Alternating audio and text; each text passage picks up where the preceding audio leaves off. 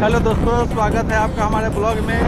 देख सकते हैं ये कौन सा जगह है? वाल्मीकि नगर रोड है। वाल्मीकि नगर रोड है। देख सकते हैं एकदम हरा भरा ग्रीन। अभी अभी बारिश हुआ है, पूरा ग्रीन ही ग्रीन है। ओम प्रकाश यादव आपको कुछ बताएंगे यहाँ के बारे में। बोलिए ओम प्रकाश यादव। ये जो रोड है, अभी हम लोग जस्ट मदनपुर जो स्थान है उसको अभी हम लोग क्रॉस करके आगे बढ़ रहे हैं और ये डायरेक्ट जाएगा आपको वाल्मीकि नगर बैराज के पास। हम लोग के